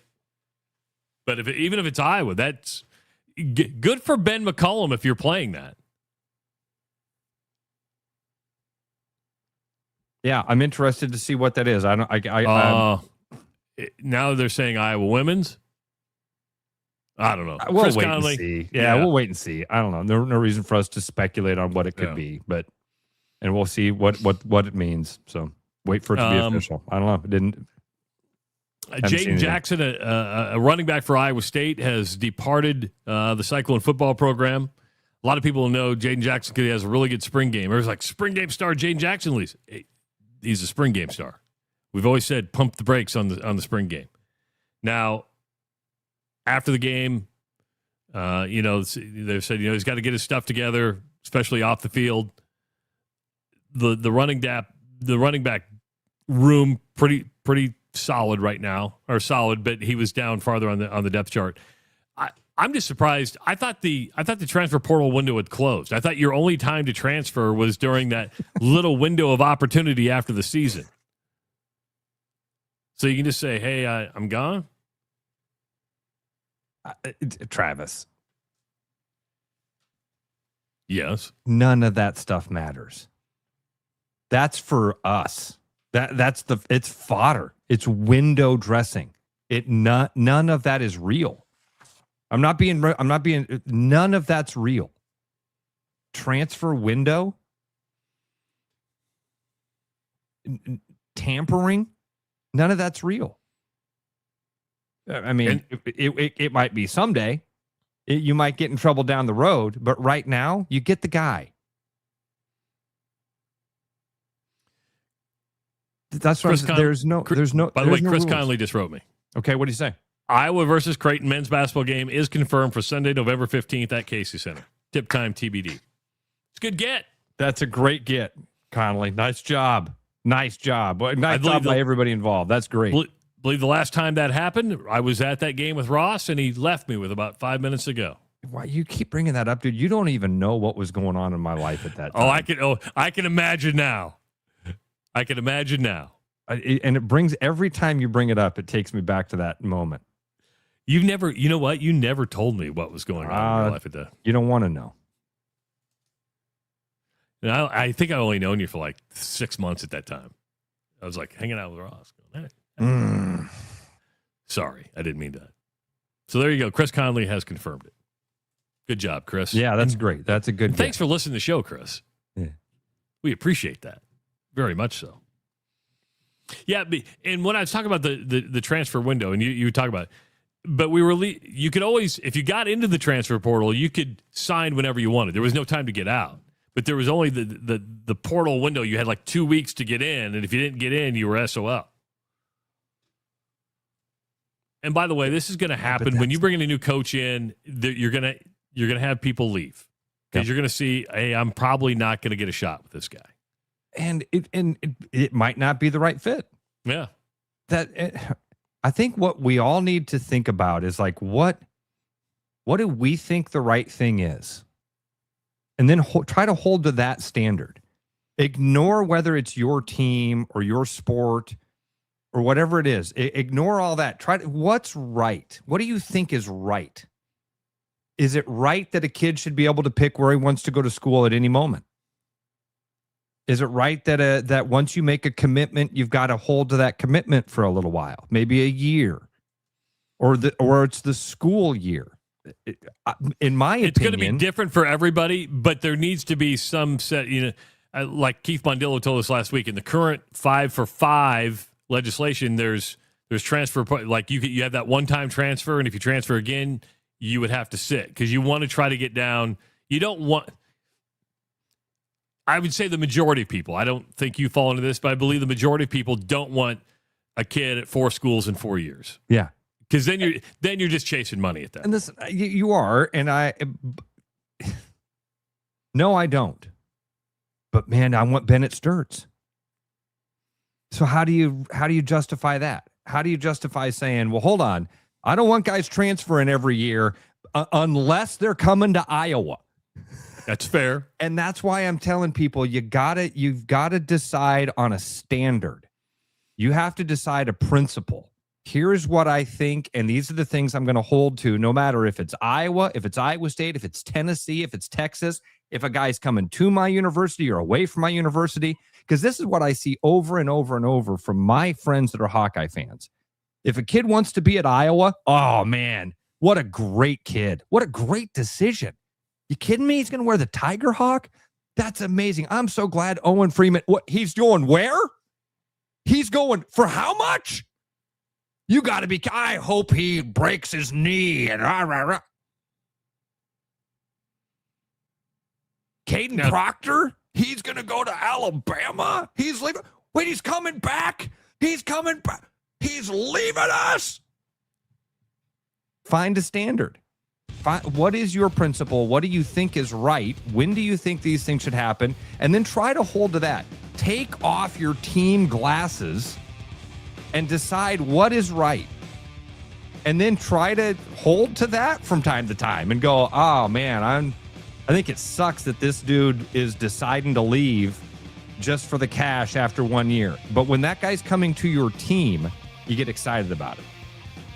It's really, right now, it's a tough world for Hawkeye fans who just watched Ben McCollum and Bennett Sturts transfer, to stand up and go, we really need to have some rules about these transfer things. But I think you'd have the exception is Bennett Sturts was able to transfer because his coach left the team. So if you keep that, hey, if my coach leaves, there you go. Good with that. Yeah. It is the Rush Radio Show powered by Willis Automotive. Game on, keep your edge with Body Armor Sports Drink. Bold flavors, electrolytes, and hydration that goes the distance. Grab Body Armor before the grind, during the game, and after the win. Body Armor Sports Drink. Hydration that's real and better for you. Pick up Body Armor Sports Drink on your next grocery store run or convenience store trip. With the Iowa Lottery's new Millionaire for Life game, you could win $1 million a year for life. That could make you a My Dream Job is No Job-ionaire. Front row tickets to every show, Yenair. Hire a personal glam squad for you and your bestie, Yenair. Yep, a little further. Or just to never run out of your favorite pickles, Yenair. With Millionaire for Life from the Iowa Lottery, And these. you can change your life for life. Play today. Hi, I'm Sean McFarland, Service Manager here at Mini of Des Moines, and I have a question for you. Are you and your Mini ready for your summer motoring adventures? To help you have a little more fun on that trip, this month we're offering a 15% discount on all fuel services, as well as reduced pricing on all pre-planned maintenance packages. Please stop by so our factory-trained technicians can ensure your Mini will continue to keep a smile on your face for years to come. Please give us a call or visit us online at miniofdesmoines.com to set your appointment. Hi, it's Noel. At Fiskus Jewelers, we're honored by the fact that our customers continue to come back on purpose, and that trust means everything to us. For years, we've been privileged to be a part of life's most meaningful moments, and we never take that responsibility lightly. We proudly offer the largest inventory in Ankeny, cutting-edge custom designs, including free CAD drawings, and a team that takes the time to get it right. Thank you for choosing us year after year. Fiskus Jewelers, your jeweler for life. Hi, I'm Tom, owner of Central City Liquors. Our customers love us because we offer a large selection at an affordable price. And to keep costs low for you, we don't splurge on fancy promotions and expensive equipment. This commercial is being shot on a phone taped to a stick. Anyway, we are proud to announce our new rewards program that allows customers to save more the more they buy. So don't spend more to pay for fancy commercials. Save at Central City, where we know what's important. I told you we should have used duct tape. Hi, it's Josh Romick at Willis Lexus. And I want to tell you about our Lexus Spring Sales event we have going on, where you can take advantage of $150 off 4 tires or $75 off a set of 2 tires. Give us a call to schedule or visit us online at willislexus.com. Back like a rash you thought was gone. Travis and Ross aren't contagious, but they are addictive. It's the Rush Radio Show, powered by Willis Automotive. You know, sometimes the key to feeling better comes from just being seen for what you need. Urology Center of Iowa has a dedicated men's health wellness center with services from low testosterone to managing the effects of aging. But more than that, UCI is the place to go when you want to be seen like a man, not a patient. You don't want someone else's treatment. You deserve yours. Schedule an appointment with UCI today at iowauro.com. Welcome back to the Rush Radio Show, powered by Willis Automotive. You know, the last week and a half, we've been promoting the pearl earrings from Fiskus Jewelers. Oh, it's time, isn't it? It's time. It's time to give away the 7mm pearl earrings set in 14 karat gold, a value of $350, all for Mother's Day, which is coming up this Sunday. We got one more submission, and it comes from Scott. Okay.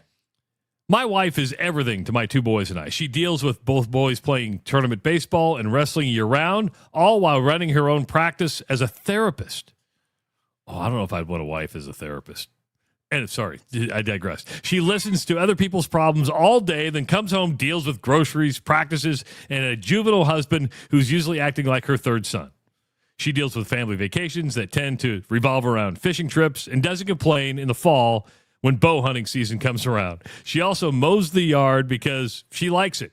I've definitely outkicked my coverage, and she deserves a great Mother's Day gift. Sounds like she's the breadwinner and you're a lazy ass, is what it comes down to. You like to... She mows the yard? You can call Tyler Kluver for that, by the way. Just have Tyler take his shirt off and mow the yard. I don't know. It sounds like Scott would not want that to happen. Don't want to give her any more reasons. Don't want to give this away, dude. Dude, she mows the lawn, and she's a therapist. Has her own practice. Yeah. Scott, do you do anything, Scott, besides fish and bow hunt? Scott, just us gals chatting here, okay, buddy? Cook a dinner. Do something. How does a guy like Scott get a woman like that, honestly? I mean, I even mow the yard. I'm pretty darn lazy, but I mow the yard. I even do my own laundry. I didn't put a star by Scott. I like that one. His wife is obviously a super achiever. The ones that I had stars by, I got to go back and look at my thing. Jesse, am I right? Right? Did Jesse have one about his? They have 5 kids, right? Yep. So Jesse, hey guys, in the last year, my wife Katie has lost her mother, closed her business due to circumstances outside her control, started a new job that she is crushing, and keeps the balls in the air with schedules of our 5 kids. She's smart, beautiful, talented, deserves a wonderful gift like this. Yeah. Thanks for the great show. I've listened since the beginning of the station. And thanks to Mr. Fiscus for the opportunity as well. I like Jesse. The other one I had a star by was Aaron. Do you have Aaron? Aaron says, I'll try to keep this short. I'm definitely not the best at writing. My wife is my rock. We got together 23 years ago. I had 2 boys from a previous marriage that I had full custody of. She stepped right in and helped me raise my boys, taking them to school, doctor appointments, sports activities. She did it all without hesitation. She also taught me how to love and laugh again. She taught me how to talk things out instead of just blowing up, actions I learned from my previous marriage. After a few years of getting together, we had a beautiful daughter together. Fast forward 18 great years, and my daughter is now graduating. My wife has been busy the last year making sure my daughter has had the last year of a great last year of school as she can, from planning dances, college visits, spring break in Cancun, senior trip, and now getting ready for the graduation party. It's been a last crazy few months, and wouldn't change it for the world. My wife is my ride or die. And he's the one that knows Kevin Baker. Yeah. He's the son-in-law of Kevin Baker. Yep. Yeah. Those are tough. Those are the 2 tough ones. I would say it's between, again, Scott, thank you for the submission, and we're just giving you a hard time there, man. That's really cool, and it sounds like you do have an amazing wife. I think that I like those 2 the best, Jesse and Aaron, but you're going to have to pick between the 2 of them. Damn, that's hard. Man, that's really, really hard. Really good submissions. Really. Well, I'm gonna go with Jesse. Okay. For 5 kids, that's a big haul, and she lost her business. That's right, and her mom. She's been through a lot. Yeah, been through a lot. Yeah, Jesse, you are the winner. I'll be reaching out to you after the show. You'll be able to go up to Fiscus Jewelers this week. I got to let Noel know, so you'll be able to get it all boxed up. Don't tell your wife. Hopefully she's not listening. And hopefully she doesn't go, you bought these? We don't have the money for this. I just started a new job. Then you go, oh no, I want them. Let me introduce for writing a story about you. Oh my gosh. I wrote you a sonnet. Jesse going to have 6 kids here in 9 months. Yeah. You're going to get some action on Sunday, Jesse. I think Jesse's got plenty of action. Yeah. He's going to go back to Urology Center of Iowa and say, can we get this reversed? Because I'm ready to go. We're going to reverse this action. Big thanks to Noel Fiscus and the Fiscus Jewelers team up there, man. They make this stuff so much fun. They let us do whatever we want. Every time they send us something and say, hey, we want to do something for Mother's Day or Valentine's Day, it genuinely is like, you guys want to have fun with it? There's usually a few ideas in there, but then it's like, what do you guys want to do? Have fun with it. So thank you very much to Noel and the team up there and Jenna and the whole crew for letting us be us and letting our listeners have fun with it all. And very cool. And those were actually some heartfelt ones, dude. Yeah. A couple of, I got to give give some props to Aaron, who I forgot he said at the beginning of that, hey, I'm not very good with words. And then he does a really good job. He actually wrote one of the longer ones of like, here's what's going on. And so Aaron, wish we had another pair to give away to you, but congratulations on finishing second and not getting any. It might have been your laziness of not mowing the yard that cost you, but I mean, no, that was Scott. Scott's the guy that doesn't mow the yard. Scott. Okay, yeah, Scott. Yeah. Sorry, Aaron. Didn't mean to throw you in that category. You know where my wife and I are as couples? It was a couple. Where you are as a couple? Yeah. Eating Costco meals and then buying security systems, and now it's like a ritual to watch CBS Sunday Morning every Sunday. Yeah, I don't blame you for that. Yeah, I got a couple of friends that watch CBS Sunday Morning. We didn't watch it Sunday. We ended up watching it last night. And I'm bringing this up because you've been to Ireland in the last year. You were over in Portugal. You know that I travel internationally quite a bit. And this came up, and I started thinking of Catch Des Moines, and I started thinking of the United States because there was a story on CBS Sunday Morning about over-tourism in Europe.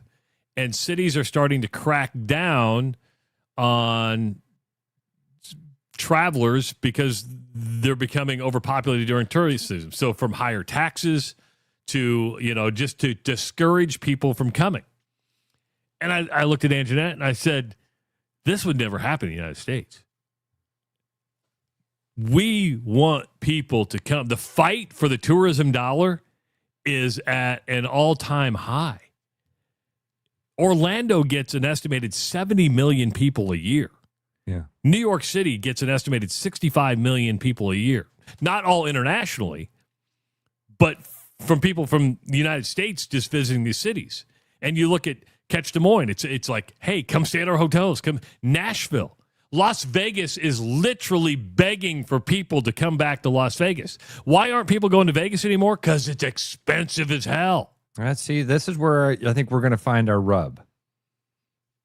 Why do you travel to Italy? Why do you travel? Dude, why does your brother live in Portugal? I travel to Italy to relax. Yeah, but I also go during the non-tourist season. And you've got it down to where it's cheap. Yeah. I mean, not that you're cheap, but you've made it an inexpensive trip. You've maximized all these different things to make sure that it's as inexpensive as possible. We don't do that in the United States. That's fair. We go the other way. We make things more expensive. And then when tourism starts to drop, they go, oh, wait a minute. We got to feed this beast. We got to raise prices. Have you tried to price a trip to Disney World? To go to Orlando to take I've never been interested in going to Disney World. My kids never asked to go. Well, I shouldn't say that. The girls did and wanted to go to Harry Potter World. But Ross, I would say this. You're right. I think I am the exception, not the rule when it comes to international travel. Meaning I deal with a lot of tour companies over there, and the amount of money that people spend because they don't trust themselves enough to book the trip themselves like I do. Yeah. So you happen to go on a nice package tour that was affordable. Plus, you walked everywhere you went, right? Yeah. But just knowing that.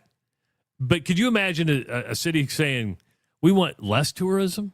Amsterdam saying we want less tourism. Paris is saying we want less tourism. I can't imagine the United States city saying we want less people to come here. No, they don't say it. They just price people out of it. I mean, there's a great. There's this interesting story in Canada right now. Did you know that Canada's having like a resurgence of in there because people are sick of coming to the United States? So Canada has done a really good job of promoting, like, hey, we could keep our dollars here. We can keep our money. We got some cool stuff to do up here. You don't have to cross the border, and you can keep your money here in Canada. And we can, and their economy is seeing a little bit of a surge right now because America's so crazy expensive. It is like a third of the cost to retire in Spain or Portugal than it is in the United States right now. I think it's less than that, Mike. I asked my brother because he's been living in Portugal for 5 years now. And when he was back from my mom's funeral, I said, hey, I'm just curious. What's it cost for you to live in Portugal a month? I go, rent, car, insurance, everything. And it was less than $1,000. Less than $1,000 for all of for to live, dude. And that's groceries, everything. I don't get by in a week with $1,000 with 2 kids. Now, to be fair, you just can't move to Portugal. He needed to show he had so much money in the bank, and he would be a They're very smart about it. Yes, yeah. That again.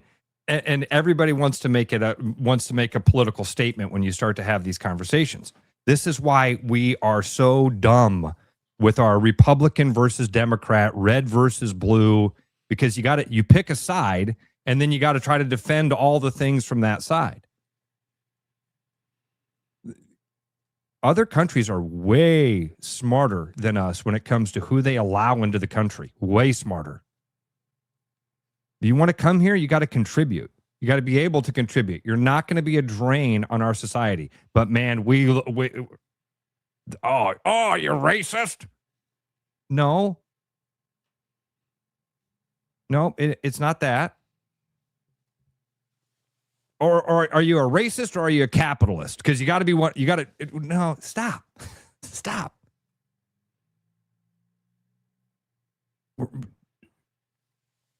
Dude, the tourism thing is very odd because we are crazy expensive, especially when you start bringing in people from when people from other countries are coming. Dude, when I go to Las Vegas, there's not a lot of Americans in Las Vegas. Chinese, a lot of Asians. Yeah, because they got money. They can afford it.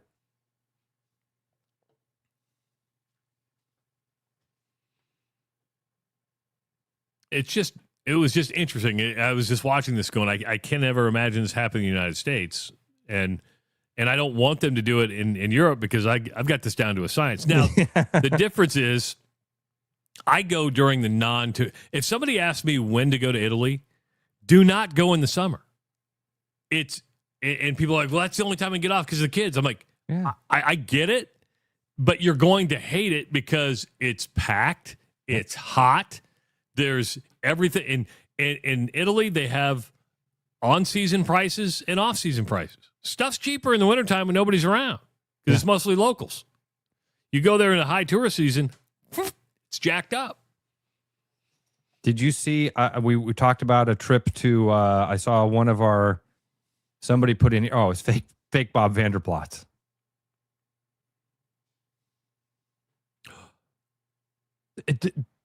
That's surprising to you, isn't it? Yes. Well, I've always said I can do 2 weeks in Italy cheaper than I can do 4 days in New York City. I know that's a fact. I could have never, ever. Now, when I went to people listening on the podcast, that said the family of 4 to Orlando is $15,000 for what, a week? A couple days, dude. That's a couple days. I mean, you're going to go to the different parks. That's a couple days at Disney World. I mean, when I took the whole family to Italy in December, I think we were there 9 nights. I paid for all their flights. I paid for the Airbnb, and I pretty much paid for all the meals. And I don't think I spent 11 for 9 nights, and that was 6 or 7 people.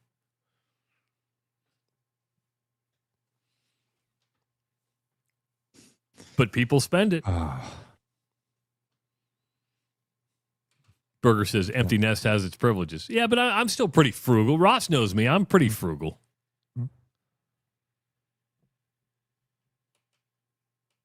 I just can't imagine. How do we discourage people from coming? Let's tax them. And I get it. And maybe we have more room here. You know, Amsterdam's not the. Yeah, it's a part of it. It's a cultural difference. That's where you see the cultural differences. Is that, hey, it's our town. We don't want you. You're just like making the streets crowded and driving prices up for locals. The Las Vegas thing is a great example of it. And you can find stuff online all the time like, oh, Las Vegas is dying. Nobody's going to Las Vegas. We've got a buddy that lives in Las Vegas, that when we go out there, we hang out with him, and we'll ask, people will on the group chat be like, hey man, I saw a clip of Las Vegas is dying. And he's like, no, it's not. It's dying in their minds because it's no different than a KPI that you have at work. There you go. Ross sold 28 homes last year. Well, next year, he needs to sell 30. I'm just using that as an arbitrary number. You're right. You're real close, by the way. You're really close on those numbers. So what happens is Vegas says, oh, we had 45 million people last year. And the next year they have 32. And they're like, that's a huge financial hit. And so they're like, people aren't coming anymore. What are we going to do? The casinos are empty. When they hit 45, they want to hit 47. And then they want to hit 50. Right. Yeah. They want that convention business. And that's really where you get people. I mean, you can talk to Chris Conley about this. And we could. The fight for convention business to bring people in, it used to be Las Vegas and New Orleans. It was Las Vegas, New Orleans. But now Nashville's in on the game. Other places that are building these large convention centers are saying, hey, come here. It's more affordable. Where I'm at, Omaha, and you've seen the CHI Center. It's massive. They're adding almost doubling the convention center on the backside. And they're like, damn.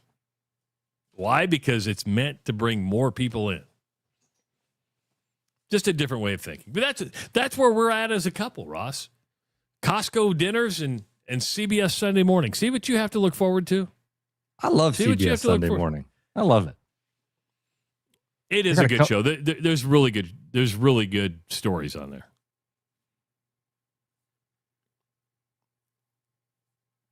What were you thinking? What are you looking at? I thought you were about ready to say something. No, I love I have friends that the CBS Sunday morning is a huge part of their weekend. I used to love Meet the Press when it was Tim Russert. Tim Russert was so good because he was left of center, but man, he was a pretty moderate left of center guy.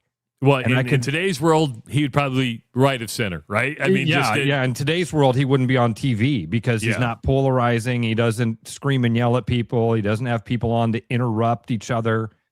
Like, I can't watch political discourse on TV anymore. It's disgusting. You pick a team and you circle the wagons and you defend it. There's no discretion. There's no nuance in conversation. It's get your hand out of my fucking face. I don't like you, and I don't like what you stand for. And you just referenced Scott Jennings. I like how you did that. Yeah, right. Who I used to like a lot. I used to think, man, this guy's really good. Now I watch it and I go, You know why? Because I think somebody gets in his ear and says, we need more. We need more. Yeah, we need you to become a caricature of what you've done here. Don't stand on principles. Stand for a party. Because there's got to be, dude, it was like when Chris and I first started doing the afternoon show. Do you remember this? The guy that kind of made those changes. It was like, we're all excited. This is perfect because we're going to put Heather, a Cyclone, with Travis, a Hawkeye. And we're going to put Chris, a Cyclone, with Ross, the Hawkeye. And every day you guys can come on the radio and fight about the Cyclones and the Hawkeyes. Yeah, that's not the way it works. And all of us were like, no, no, that's not the way this works. But guys, I programmed the station. This is what people want. No, it's not. They want authenticity. Every day. They want you to fight. and pick a team and defend the team and wear the colors. I was always a guy that was like, I'm not waving a flag, man. I'm not doing it. I don't want to be associated with a lot of you people. And trust me, you don't want me associated with you because I'm going to say something you're going to disagree with and not like. And I want that nuance and that discretion to go, oh, he was right here, but really wrong here. And we can't do that.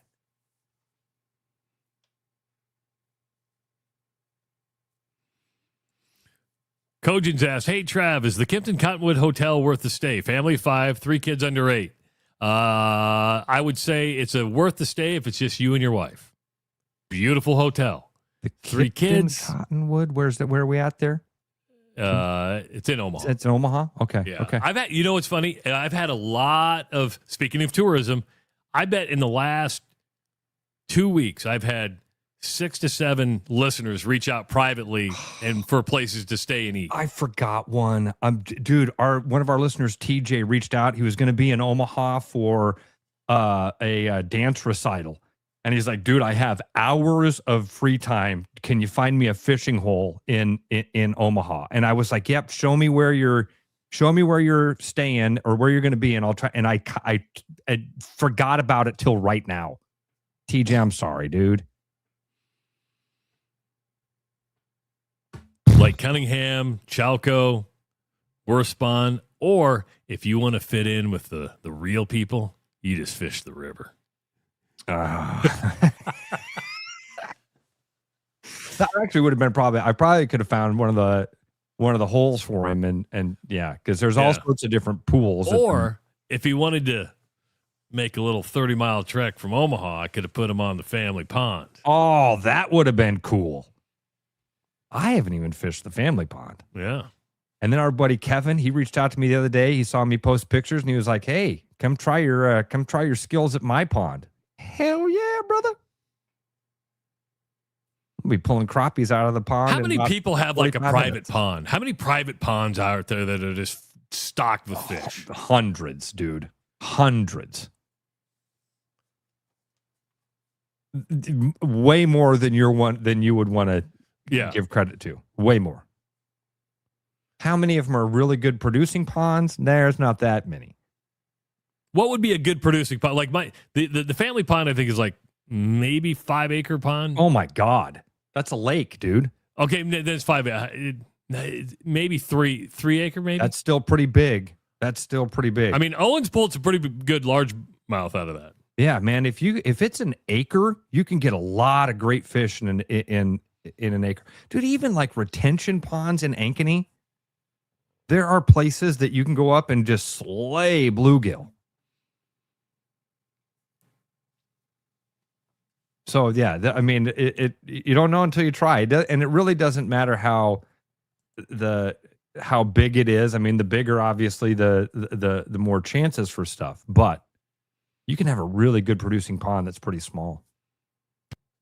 Are you fishing a pond today or a city lake with going after the crappie? I'm going to the secret spot. I shared with Dad's spot. Yeah. I shared with Dad's best friend about it, and so fishing stories tomorrow. Hey, get to El Bait Shop. Celebrate 20 years of El Bait Shop today. Happy Cinco de Mayo, everybody. Have a margarita. Have some nachos. And we'll be back tomorrow at 6 a.m. What are we going to talk about tomorrow? Who the hell knows, but we'll have fun with you. It is the Rush Radio Show, powered by Willis Automotive. Start spreading the news, 'cause it's time to buy booze, and there's only one place to be.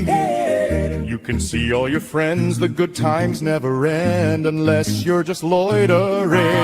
It's Central City, we can make your dreams come true. No guarantee your dreams will come true. Central City, all this booze is waiting for you. Look at all this booze. Hi, Noel from Fiskus Jewelers. Thinking about popping the question? Take their breath away with the diamond you can trust. Rare and forever natural diamonds. Thoughtfully selected and pre-screened using advanced technology. If you don't see exactly what you're looking for, we'll custom design it together. Our experienced team is here to help you create something truly meaningful. And let's not forget about the guys. We proudly offer the largest selection of men's wedding bands around. Fiskus Jewelers, your jeweler for life. Boy, howdy, we love spring. Flowers, nature coming alive, pollen, bugs, rain. Wait a second, those last three things aren't great. If only my Volvo had new wiper blades, engine air filter, and cabin air filter treated with FrigiFresh. Wait a third, that's the fresh spring package available at Willis Volvo Cars for 20% off retail during the month of April. I better go online to Willis Volvo Cars to schedule my appointment, and you should too. With the Iowa Lottery's new Millionaire for Life game, you could win $1 million a year for life. That could make you a My Dream Job is No Job millionaire. A front row tickets to every show millionaire. A hire a personal glam squad for you and your bestie millionaire. Yep, a little further. Or just to never run out of your favorite pickles millionaire. With Millionaire for Life from the Iowa Lottery, And these. you could change your life for life. Play today. Your edge with Body Armor Sports Drink. Bold flavors, electrolytes, and hydration that goes the distance. Grab Body Armor before the grind, during the game, and after the win. Body Armor Sports Drink. Hydration that's real and better for you. Pick up Body Armor Sports Drink on your next grocery store run or convenience store trip. Back to the rush. Strong opinions, weak filters, and just enough sense to stay on the air. It's the Rush Radio Show, powered by Willis Automotive.